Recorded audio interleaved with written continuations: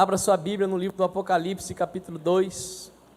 Louvado seja Deus por esse povo abençoado, que nos ajudou a romper o céu de bronze, nesta manhã, e a chegarmos na presença de Deus. Volta e meia, ao nos reunirmos para prestar culto a Deus, nós sentimos que existe de fato e de verdade uma batalha espiritual.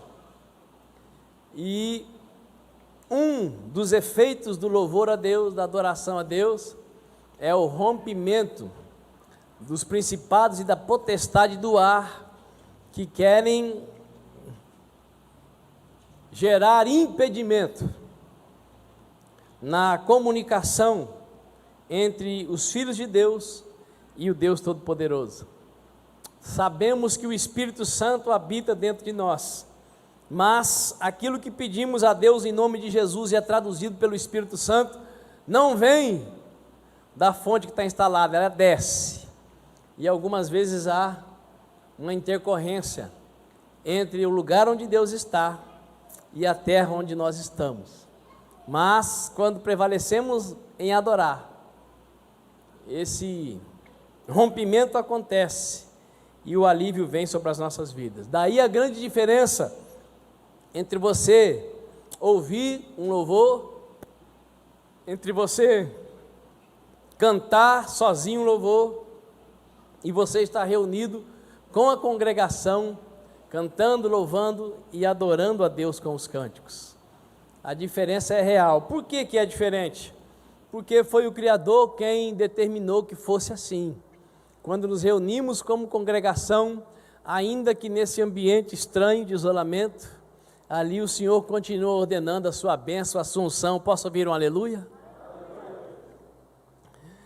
Pois bem, hoje estamos aqui na terceira carta que o Senhor Jesus ordenou que João anotasse e endereçasse às 7 igrejas dos dias do Apocalipse.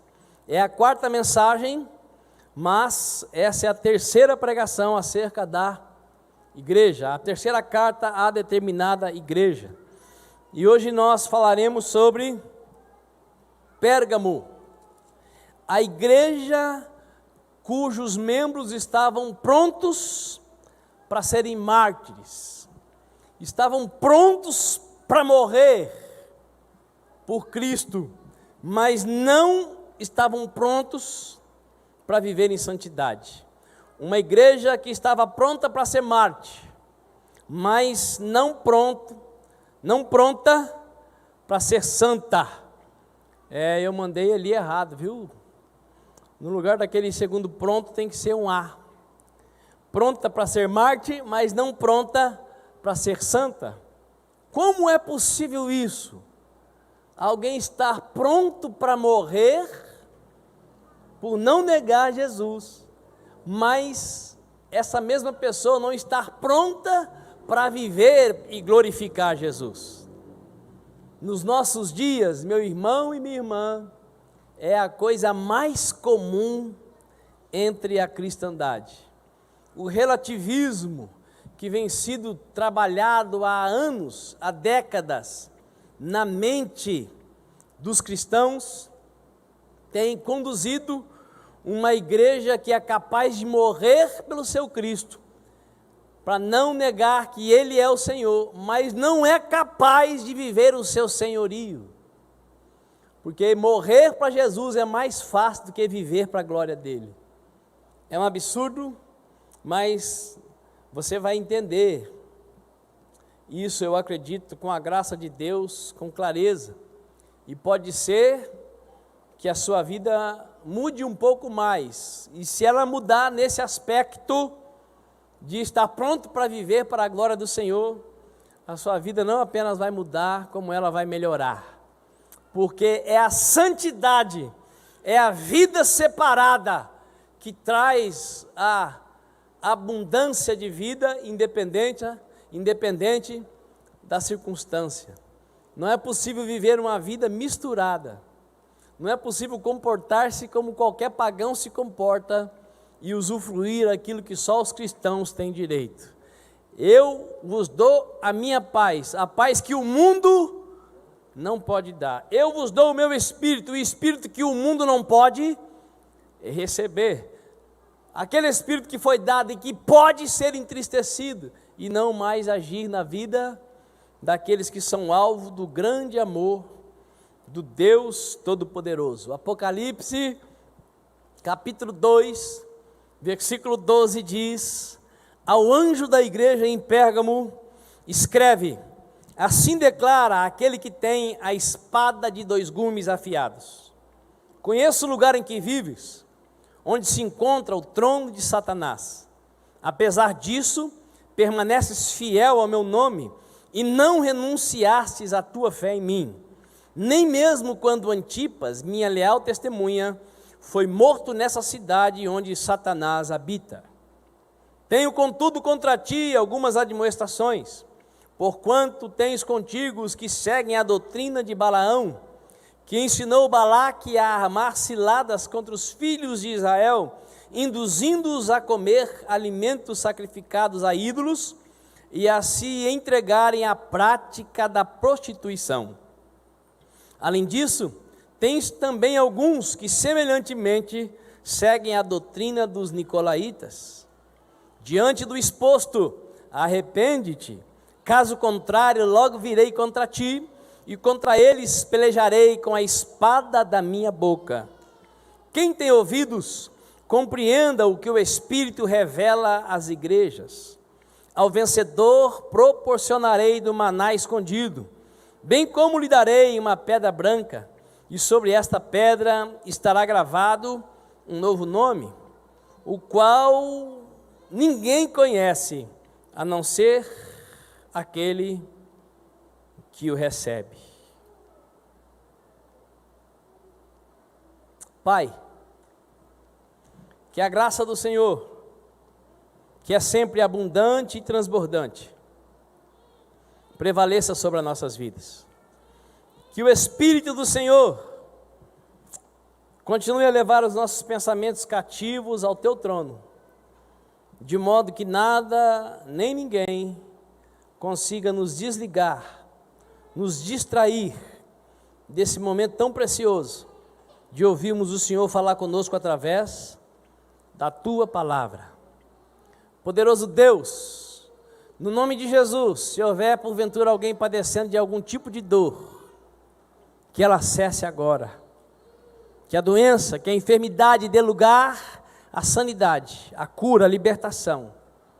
Se porventura, Deus, há alguém deveras preocupado com o que tem para resolver daqui a pouco ou durante a semana, ajuda esse filho a entregar ao Senhor essa ansiedade nessa hora.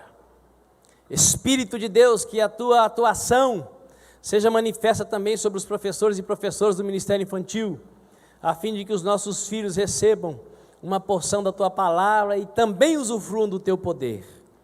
Seja com as pessoas, ó Pai, que estão agora nos assistindo pelas mídias sociais, especialmente com aqueles que têm medo de declarar o nome do derrotado, de Satanás, do diabo, porque o texto sagrado, Deus, trata disto nesses dias, trata disto nesta hora, trata disso nesse texto sagrado. Então nos será necessário, Pai, por isso eu suplico, livra essas pessoas desse sofisma, desse engano, como se declarar o nome do derrotado fosse atrair derrota ou maldição para as nossas vidas. Em nome de Jesus, poderoso Deus, fale conosco, precisamos ouvir a tua voz. É minha oração, Senhor, junto com a tua igreja, em nome de Jesus Cristo de Nazaré, e quem concorda diga amém. Amém. Pois bem, a mais importante cidade da Ásia Menor, e ela era considerada a mais importante, a cidade de Pérgamo, por ter sido a capital do maior dos impérios, por pelo menos, antes do romano, 400 anos. Essa cidade era importantíssima e marcou o domínio de pelo menos 2 grandes impérios. E esses impérios vieram e se foram. Assim como todas as coisas debaixo do sol, elas vão e elas retornam para o lugar de onde vieram, mas a palavra do Senhor permanece para sempre. Pérgamo era o maior centro cultural da Ásia, perdendo apenas para o Egito, que tinha na cidade de Alexandria a maior biblioteca do mundo na época. Então não pense você que estudar é coisa dos nossos dias. Desde sempre a humanidade procurou registrar aquilo que descobria para que outros pudessem usufruir. Mas nos nossos dias, nunca antes tivemos tanta gente formada. Nunca antes tivemos tanta gente qualificada. Nunca antes tivemos tantas pessoas pós-graduadas, doutoradas, pós-doutoradas. E isso é algo muito bom, porque traz avanço em todas as áreas da nossa existência. Traz benefícios para as nossas vidas em todos os setores, mas não nos transforma de dentro para fora. Tudo bem que existe a tal da corrupção, tudo bem que existe a tal da depravação. Então, o mundo de hoje deveria ser muito melhor do que o mundo de ontem. Quantas pessoas tem formada na sua família, com faculdade, com nível superior? Quem tem gente formada na família com nível superior, levante a mão. É praticamente impossível ter uma família onde não tem alguém formado. E já tem muitas famílias com mestrados, muitas famílias com doutorados, mas os relacionamentos humanos estão cada dia mais difíceis. Lembre, eu não estou desprezando o conhecimento, eu estou dizendo que o conhecimento das coisas que Deus criou não transforma a principal das criaturas de Deus. Não existe nenhum continente mais bem informado, mais bem formado, mais bem educado do que o continente europeu. E eu não canso de dizer, qual é o continente onde as pessoas mais tiram a própria vida? No continente europeu. E eu quero repetir pela terceira vez, estude o máximo que você puder. Na profissão que você escolheu, não fique apenas no bacharel, vá para a pós-graduação, faça mestrado, faça doutorado, faça pós-doutorado, mas saiba que todo conhecimento humano não é capaz de te equilibrar emocionalmente. Pode te ajudar a ser mais libado, a ser mais politizado, a ser um pouco mais educado, mas não pode transformar a sua existência. Não pode transformar a minha existência, porque só a palavra do Criador, que eu também gosto de lembrar, não é evangélico, não é espírita, não é kardecista, não é católico, não é muçulmano. Deus não tem religião, Deus é Deus. E a prática da religião evangélica deveria levar o ser humano a ter a sua mente iluminada. Como foi dito também pelo pastor Odil, deveria nos levar a um tipo de conhecimento que faz de nós pessoas extraordinárias, capazes de pagar o mal com o bem, capazes de desejar para o outro aquilo que nós queremos para nós, capazes de fazer para o outro aquilo que gostaria de receber do outro.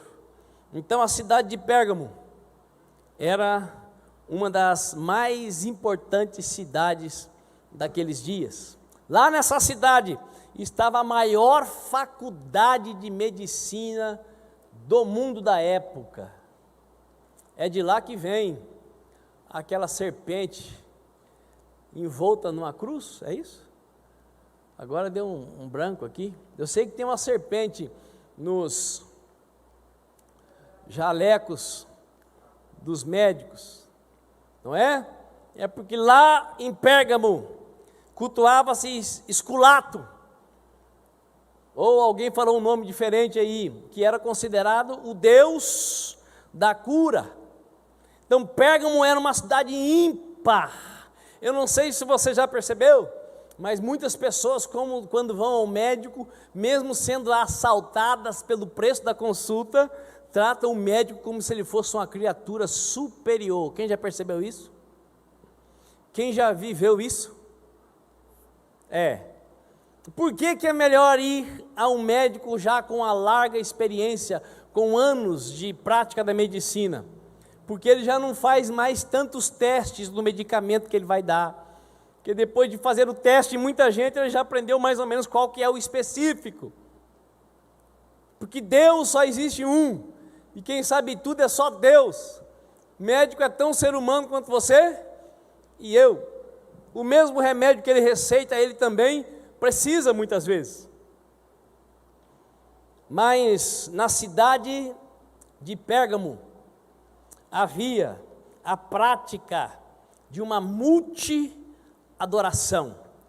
A cidade possuía um lugar mais que especial para acender incenso todas as manhãs aos seus deuses principais. Jesus falou no texto que nós lemos que ali estava o trono de Satanás. Quais os deuses principais de Pérgamo e da antiguidade? O imperador romano, já falamos disso aqui. Zeus, o deus supremo.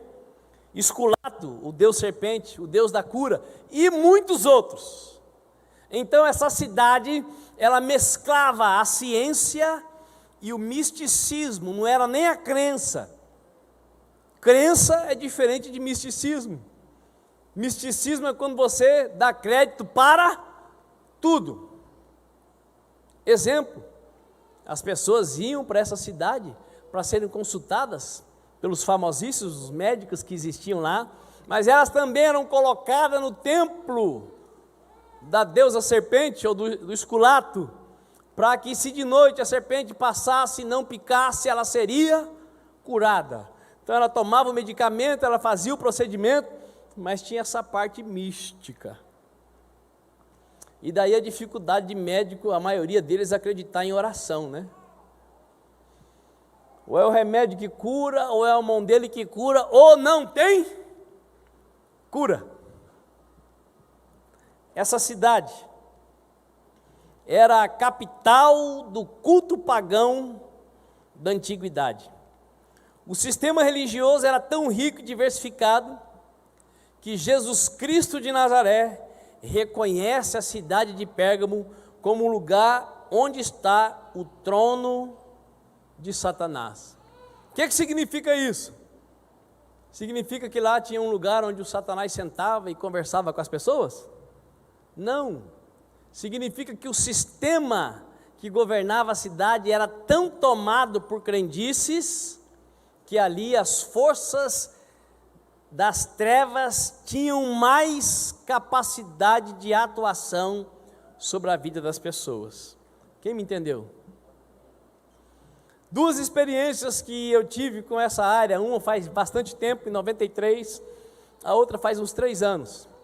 Lá na cidade de Três Lagoas tem um lugar chamado de figueira, porque tem uma grande figueira plantada, e ela é usada, essa árvore, debaixo dessa árvore, principalmente para fazer despachos,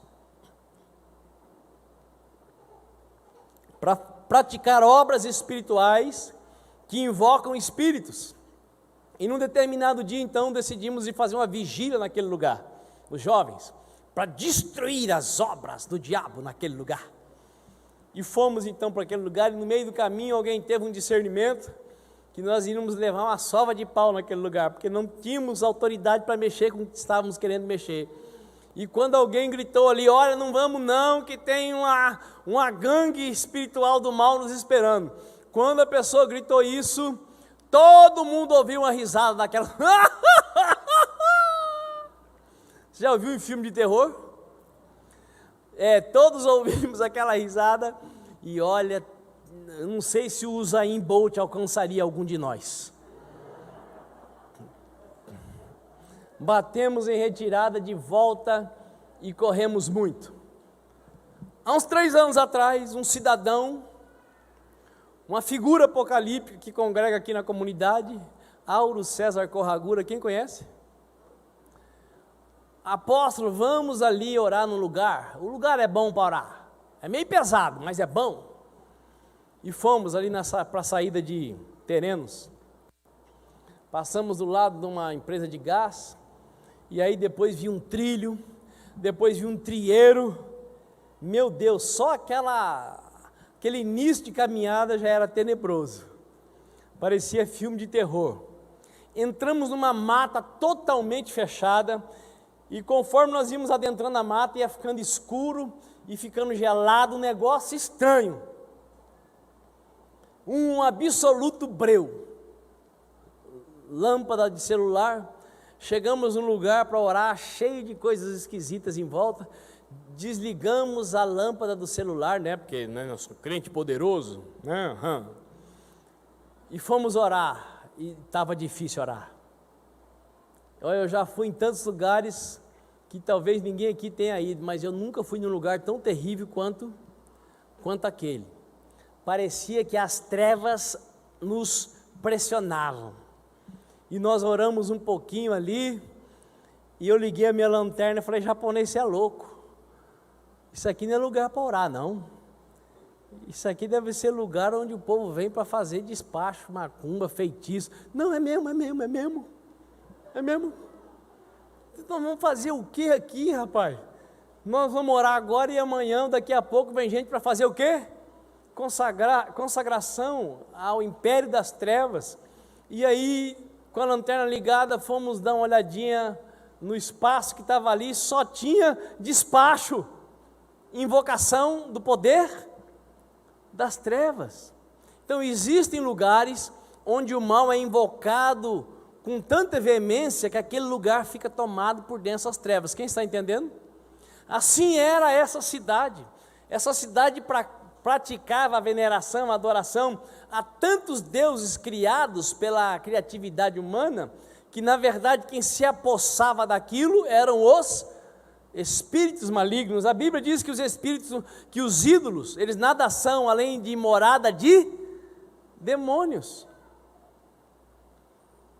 Pérgamo era o lugar onde o poder das trevas era reverenciado e exaltado no lugar de Deus, de tal forma que aquele lugar se tornou a personificação do trono do Senhor das trevas. E o verdadeiro Senhor, o Rei dos Reis, o Senhor dos Senhores, o Senhor Jesus Cristo, o dono da igreja, ele começa dizendo para o povo que compunha a intelectualizada congregação de Pérgamo, que o juízo por ele exercido era justo e negociado. Jesus está dizendo: eu tenho uma espada de 2 gumes. Significa que essa espada serve tanto para quem está usando, como para quem está sendo usado. Jesus estava dizendo: a conversa que nós vamos ter não é uma conversa partidária. A conversa que nós vamos ter não é uma conversa que privilegia um e condena outros. Cristo estava deixando claro que não haveria jeitinho que resolvesse, que amenizasse a situação que o povo da igreja de Pérgamo estaria prestes a enfrentar, caso não se posicionasse diante do alerta divino. Amados, geralmente quando eu desafio alguém a entregar a vida para Jesus, eu falo dos benefícios, mas eu também falo do ônus. Porque a vida com Deus, ela tem ônus incomparável, bônus incomparável, mas ela também tem ônus. O ônus não é comparável com o bônus. O bônus está muito acima do ônus, mas o ônus existe. E boa parte das pessoas que se rendem a Cristo, elas se rendem a um Cristo que não existe, que promete só bônus. E a igreja pós-moderna, semelhantemente à igreja de Pérgamo, se habituou em acreditar em um Deus que só promete bônus.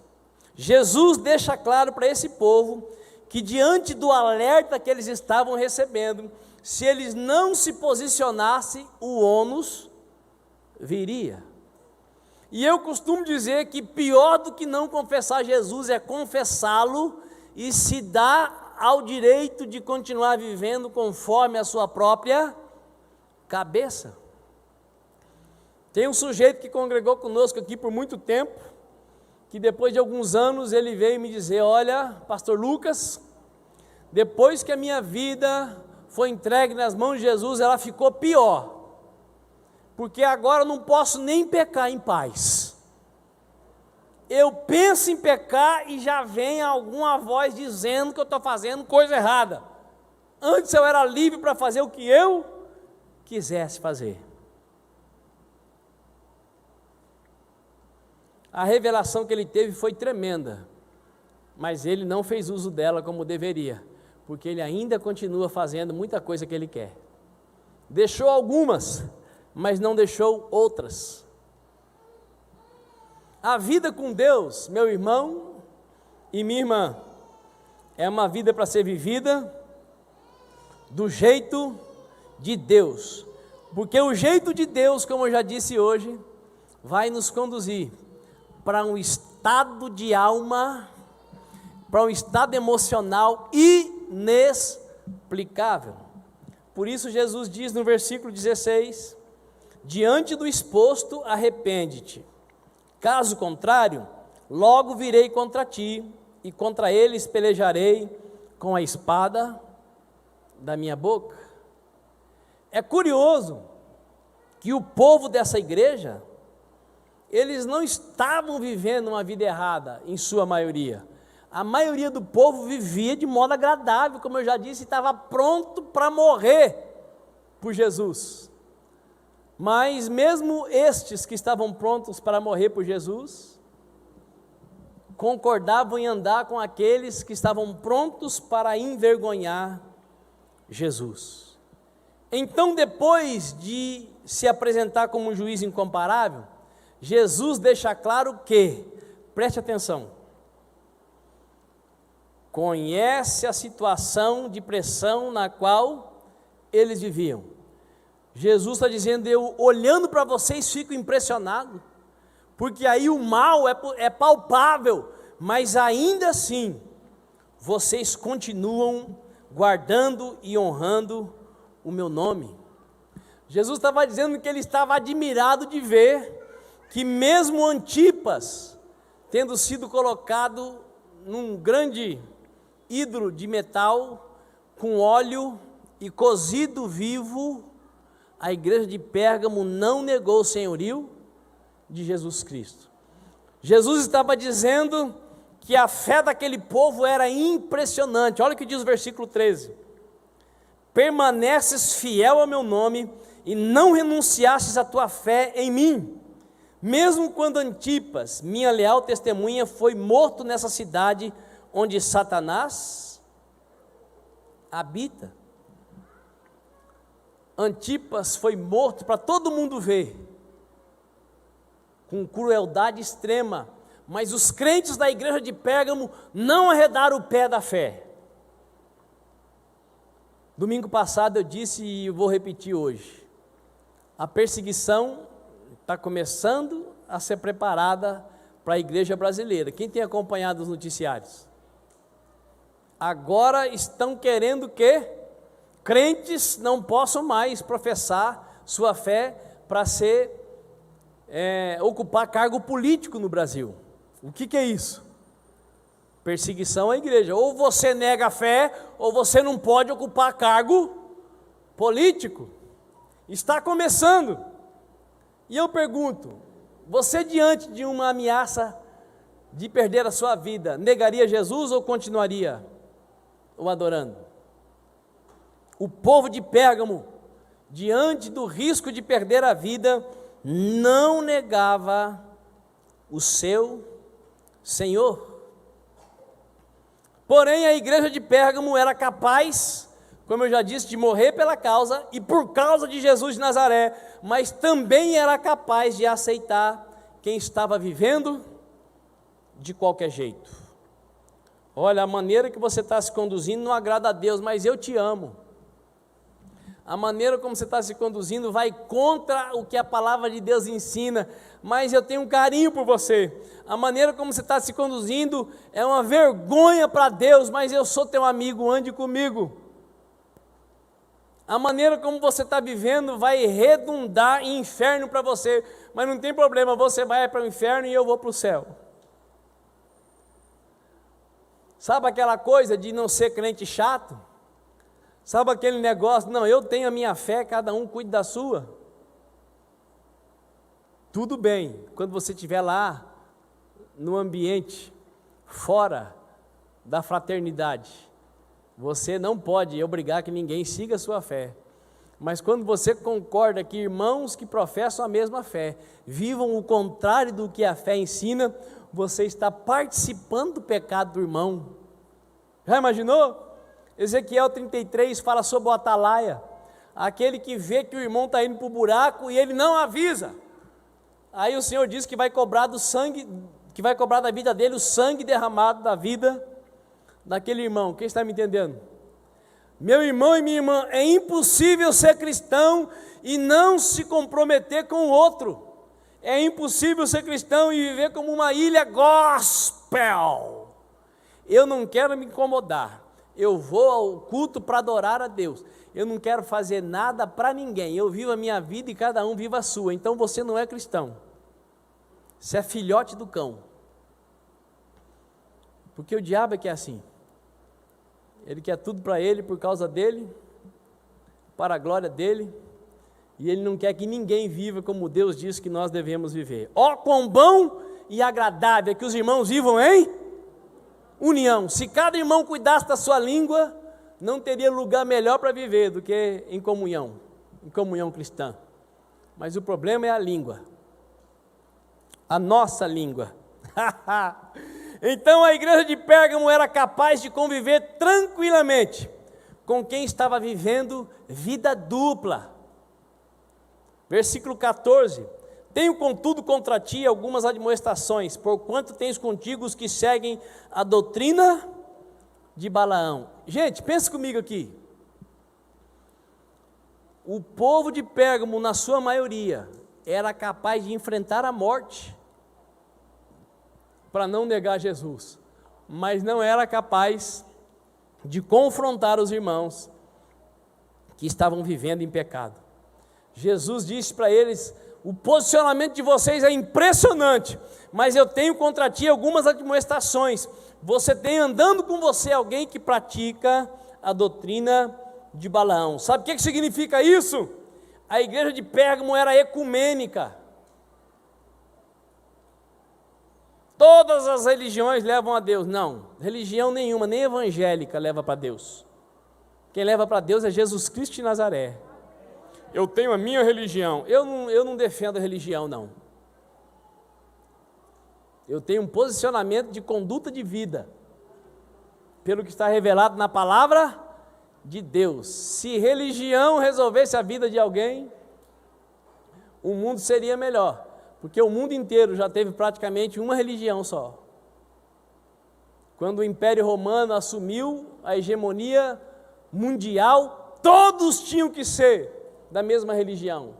E todos se tornaram da mesma religião, por isso que virou um balaio. A igreja de Pérgamo era ecumênica. Tudo bem, nós adoramos a Deus terça e domingo, mas na quarta e na quinta nós damos uma passada lá no templo do César, e depois, se tiver alguém doente, nós passamos também lá no Esculato. O que importa é, viva em paz com todos, ainda que você perca a paz com Deus. Essa era a igreja de Pérgamo. Em nome do respeitar o outro, absorvia a prática de vida que não agradava a Deus. Pergunta para o seu vizinho: você é assim também, querido? Você tem identidade cristã? Ou a sua identidade é a identidade chuchu?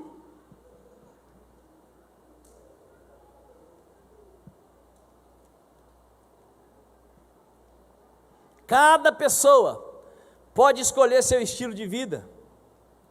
O cristão, porém, não tem mais esse direito. Vou repetir: cada pessoa pode escolher o seu direito, o seu estilo de vida. O cristão, porém, não tem mais esse direito. Gálatas 2:20: fui crucificado juntamente com Cristo, e desse modo já não sou mais eu quem vive, mas Cristo vive em mim.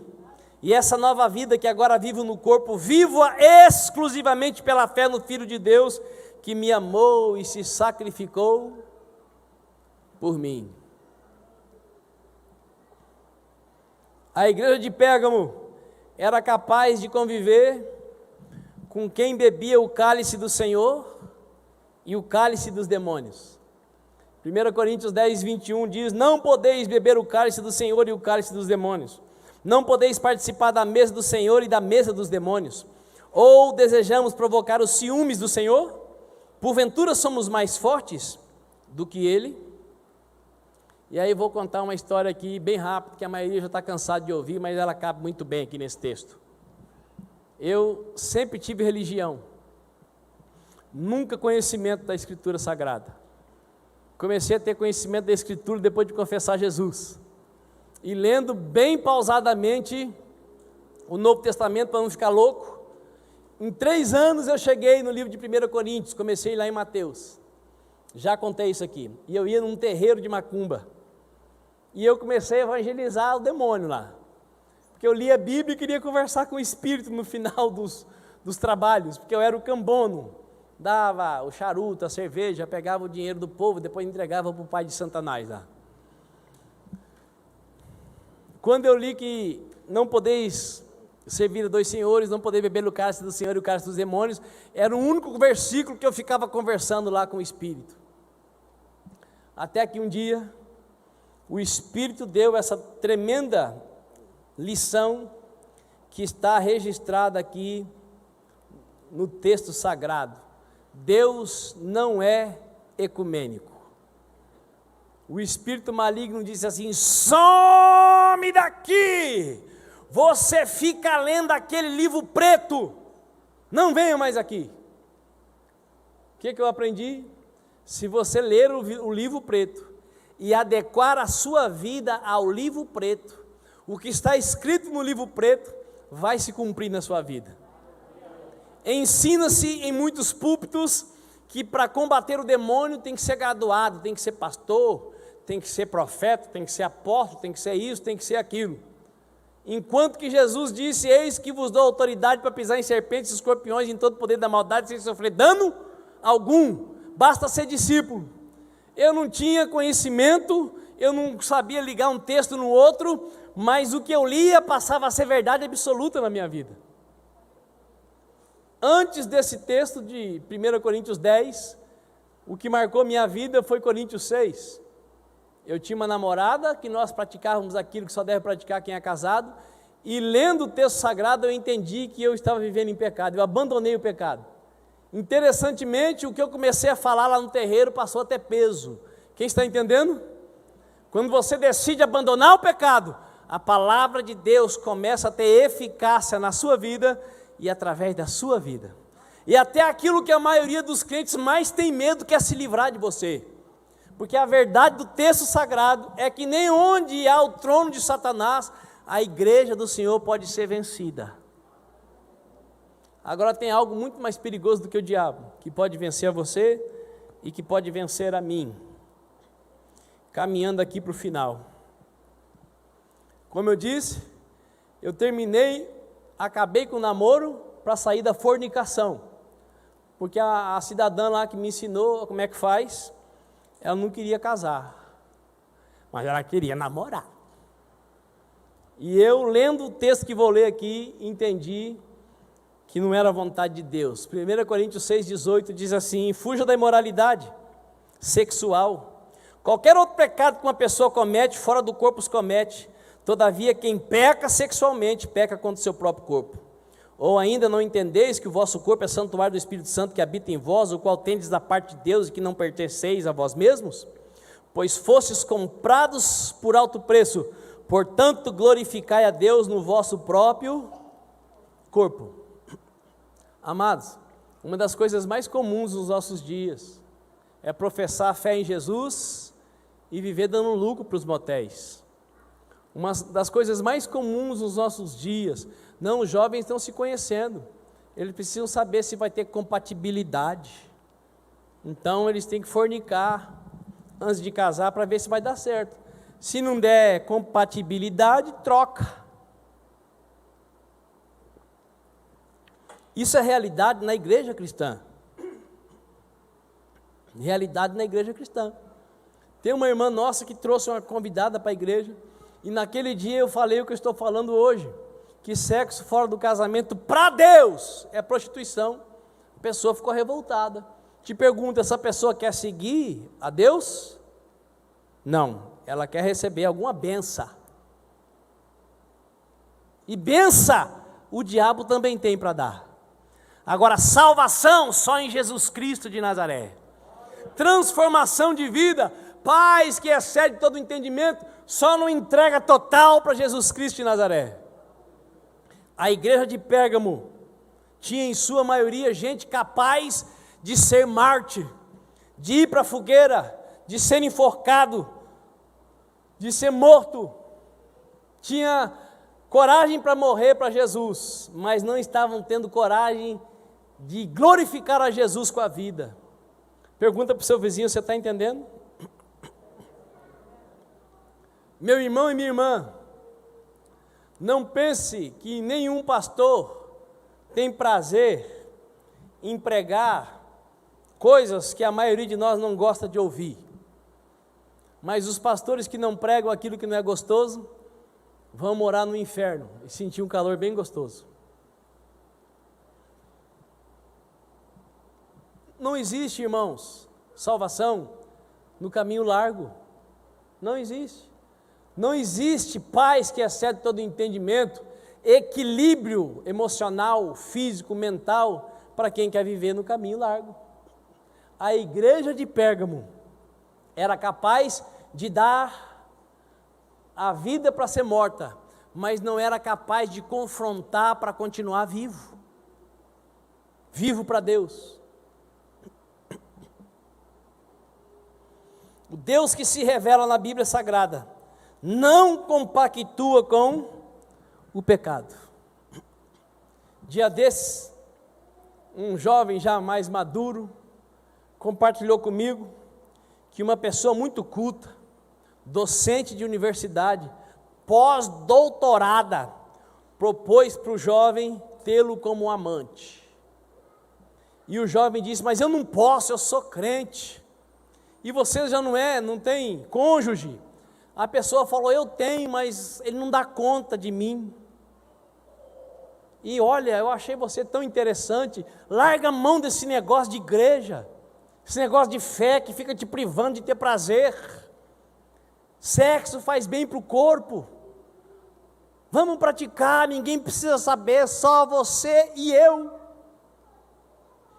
Está assim de crente que ia correndo. Ninguém vai saber. É uma pessoa cheia da grana, é uma pessoa inteligente, doutorada, posição importante. Olha aqui, que conquista. Graças a Deus, o jovem falou, não vai dar. Vontade eu tenho de sobra. Tudo me é lícito, mas nem tudo me convém. Isso vai me levar para o mesmo lugar que você está indo, e eu não vou. Eu vou dizer não. Para com isso, só porque você é crente. Larga a mão desse negócio de igreja. Deus está procurando gente assim, que na hora do lucro desonesto fala, eu não posso, estou precisando, mas não posso, eu sou crente, eu tenho dono. Estou com vontade, a libido está em alta, mas eu não vou porque eu tenho dono.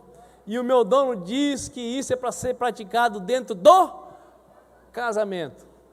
Mas lá na igreja de Pérgamo, quando aparecia uma oportunidade dessa, o irmão dirigente da congregação falava, vai firme, querido, vai firme, aproveita enquanto você pode.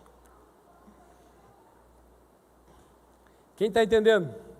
Saiba que, quando você concorda com a vida errada das pessoas que você ama, você está sendo cúmplice delas. Eu, irmão, sou o tipo de pessoa que só dá para se relacionar comigo de duas maneiras, ou me ama ou me odeia. Porque se vier conversar comigo sobre isso, eu vou falar claramente. Você vai se ferrar, querido. Com o Espírito Santo e tudo, aliás, ele vai ser tirado de você. Você vai queimar no fogo do inferno. Porque não existe duas maneiras de agradar a Deus, existe só uma. fazendo a vontade dele. Mas esse Deus é muito exigente, ele tem direito, ele criou tudo, ele faz o que ele quiser.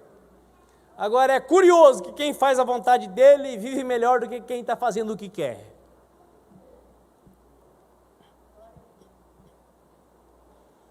Diga para o seu vizinho aí, morrer por Jesus Cristo é mais fácil do que viver para Ele.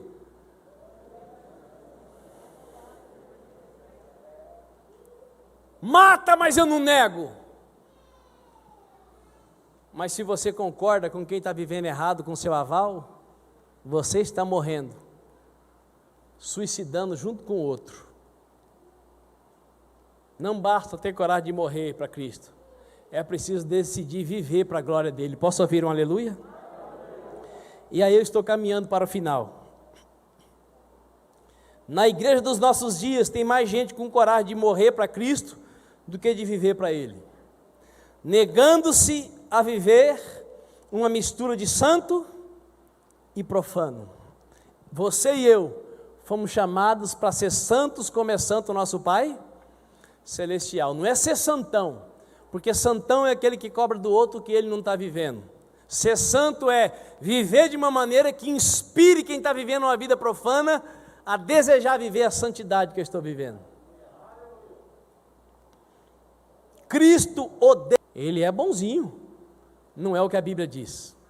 Nós vimos isso com clareza quando falamos da igreja de Éfeso, aquela igreja que tinha tudo menos o amor. No capítulo 2, no versículo 6, Jesus diz: tens contudo a teu favor que odeia as práticas dos nicolaítas, as quais eu também odeio.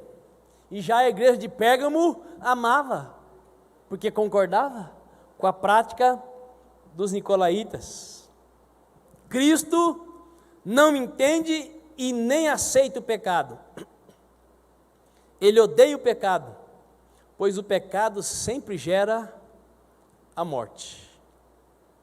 Me ajude, por favor, diga para o seu irmão: Cristo não quer que você peque para te impedir de ter boas sensações. Ele não quer que você peque para que você não morra de alguma maneira antes da morte eterna. Deus não concorda que nós, como seus filhos, andemos de qualquer jeito, porque uma vida de qualquer jeito não pode nos conduzir para onde Deus nos quer, para um novo céu e uma nova terra. E meu irmão e minha irmã, leia o Novo Testamento todo. Se você tem dificuldade para ler, lê pelo menos o Novo, e você vai ver que tudo o que está escrito está se cumprindo. Não é possível que isso aqui seja a palavra do homem. Não dá para comparar o que Buda ensinou, Confúcio ensinou, com aquilo que Deus ensinou. Tudo que Deus ensinou, se for praticado por filhos, vai redundar em muita semelhança com o que Confúcio ensinou, com o que Buda ensinou. Porque a Bíblia Sagrada não tem uma passagem que ensina a fazer o mal, mas ensina a viver para promover o bem. Os ensinamentos antes de Jesus e depois de Jesus são bons, mas eles não abrem o caminho para o poder transformador de Deus. Apocalipse 2,17. Leia junto comigo, por favor. Quem tem ouvidos, compreenda o que o Espírito revela às igrejas. O que significa isso? Ele está falando, ouça quem quiser. É impressionante esse respeito, que eu não canso de chamar atenção para ele. O Senhor Jesus se dá o trabalho de falar com o João velhinho, e diz para o João velhinho mandar o que ele escreveu para os pastores das igrejas. E ele dá o direito para o pastor da igreja e para os membros da igreja ouvir se quiser. Se ouvir, vai dar nisso. Se não ouvir, vai dar naquilo. Você decide. Continuando a leitura do versículo. Ao vencedor, proporcionarei do maná escondido. Todo mundo aqui conhece o maná, aquele pão que caiu do céu. Jesus estava dizendo: quem abrir mão dos banquetes e manjares terrenos e profanos, terá direito a participar das bodas do Cordeiro.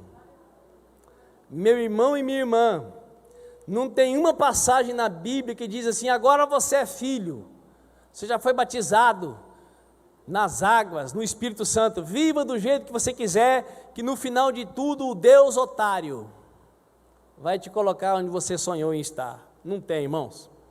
De Gênesis a Apocalipse anda na minha presença, seja perfeito, que eu farei de ti uma bênção, e os que te abençoarem eu te abençoarei, os que te amaldiçoarem eu te amaldiçoarei. Significa o quê? Viva do jeito que eu quero, que eu vou te proteger de um jeito que ninguém consegue entender, que ninguém consegue proteger, que é algo entre você e eu.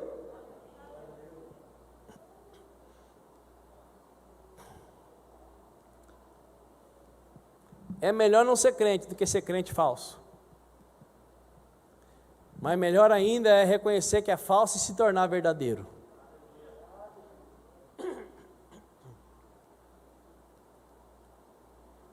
Ao vencedor, e vence na terra, quem abre mão de viver do jeito que todo mundo vive. E os dias que nós estamos vivendo são esses. Isso aí não tem nada a ver. Verifique se Jesus iria junto, se a palavra te dá respaldo. Se não dá, abra mão. Se a pessoa ficar chateada, problema dela, porque quando você não estiver prestando para nada, tem um Deus que não vai desistir de você, que vai continuar te amando. Mas as pessoas, elas estão à nossa volta enquanto nós podemos dar alguma coisa. A maioria delas, que você não seja uma dessas, que você seja como o seu Pai Celestial é, em nome de Jesus. A conclusão final do versículo: ao vencedor proporcionarei de maná escondido, bem como lhe darei uma pedra branca, e sobre esta pedra branca estará gravado um novo nome, o qual ninguém conhece, a não ser aquele que o recebe. No mundo antigo, quando a pessoa ia para o tribunal, se absolvida, ela recebia uma pedra branca, se condenada, ela recebia uma pedra preta. Então Jesus está dizendo aqui: fica tranquilo, vale a pena você continuar crendo em mim, não negando meu nome, não negando a minha fé, e não agradando quem está em pecado, porque eu vou dar para você essa pedra. E essa pedra dá direito a entrar numa grande festa, as bodas do Cordeiro. Então Deus não é um Deus que tem dó, Deus tem compaixão, Deus ama. Mas Deus entende, eu não consigo perdoar. Eu fui magoada, num dia que eu estava mal, eu não consigo perdoar. Tudo bem, vá para o inferno então. Não quer perdoar? Vai para o inferno. Ué, não é isso que Jesus nos ensinou? Pai, perdoa as nossas dívidas, nossas ofensas, assim como nós perdoamos os nossos devedores a quem nos tem ofendido. Perdoe assim como nós. Se você não conseguir perdoar, meu irmão e minha irmã, é para lá que você vai.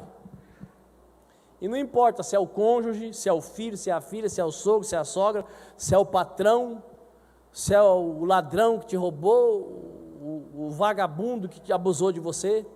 Perdoa para ficar livre da praga. Deus exige o perdão porque Ele não quer que gente ruim continue te acompanhando.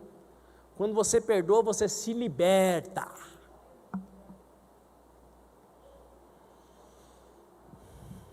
Uma pedra branca de absolvição, e sobre esta pedra estará gravado um novo nome, o qual ninguém conhece, a não ser aquele que o recebe. Um novo nome, e o novo nome que você recebeu não é chuchu. O novo nome que você recebeu é Filho do Deus Altíssimo, chamado para ser santo, lavado e remido no sangue do Cordeiro, alguém que tem direito a usufruir do poder do Espírito Santo, Alguém tem direito de viver no centro da vontade de Deus, de ser uma bênção para as pessoas, ao ponto de denunciar o pecado delas quando elas estão vivendo em intimidade com você. Posso ouvir um amém? Nós não fomos chamados para viver vida medíocre. Nós fomos chamados para manifestar o poder do Espírito Santo. Recebereis poder ao descer sobre vós o Espírito Santo e sereis minhas testemunhas, aonde colocarem a planta dos vossos pés. Não basta ter coragem de morrer pela confissão cristã, é preciso decidir viver pelos princípios cristãos. Fique de pé, no nome do Senhor Jesus. Pérgamo, a igreja que estava pronta para morrer como mártir, mas não estava pronta para viver em santidade. Vivei a paz com todos, e a santidade sem a qual ninguém verá a Deus. Está escrito, amados, e Deus não vai mudar por minha causa nem por tua causa. O que Ele precisava estabelecer, Ele estabeleceu em Cristo. Vamos ter a coragem de continuar vivos para a glória de Deus. Vamos permitir que o Espírito Santo, através da nossa decisão, nos ajude a começar a deixar de lado coisas que nós sabemos que não agradam a Deus, porque não vão produzir paz e vida abundante para nós. Vamos pedir para que Deus nos dê a coragem de abençoar as pessoas, falando para elas a verdade que elas precisam, não o cafuné enganoso que elas querem. Oh, aleluia, levante uma de suas mãos junto comigo. Rastefe barugahas emiande clouri bigaharabalabas. Poderoso Deus, nós não somos mais pessoas apenas carnais. Nós somos ressuscitados e crucificados com Cristo. Por isso nós temos o direito de, pela Tua graça e misericórdia, vivemos de modo sobrenatural.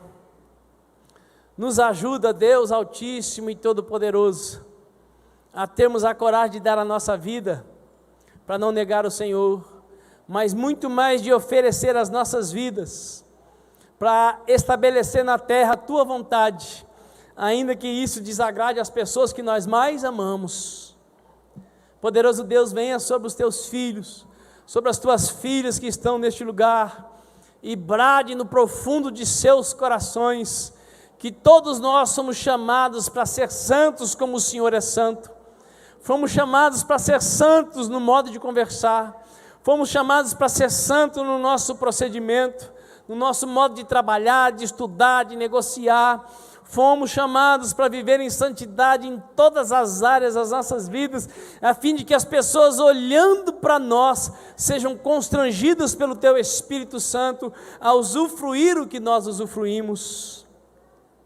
Senhor Jesus, que a nossa capacidade de sofrer para não Te negar cause sim admiração no Senhor, mas muito mais, que a decisão de cada um de nós, de ainda que as pessoas nos isolem e nos abandonem, nós não negaremos os Teus princípios.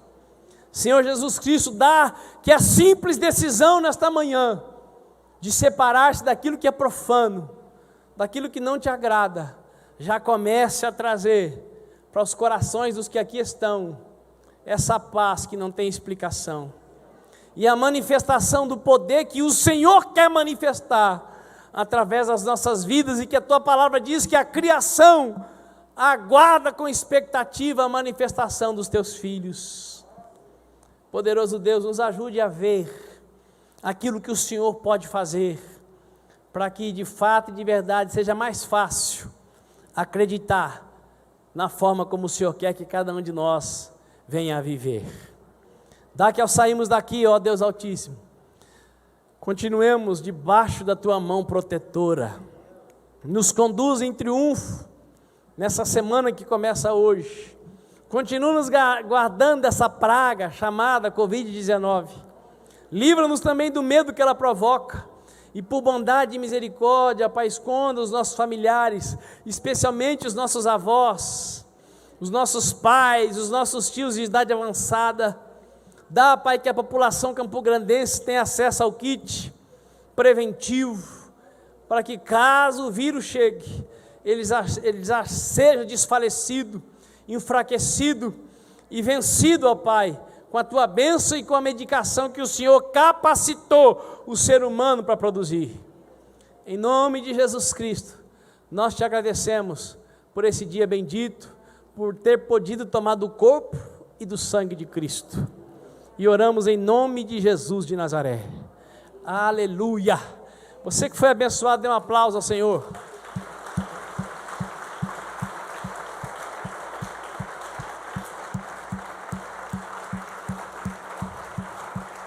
Aleluia!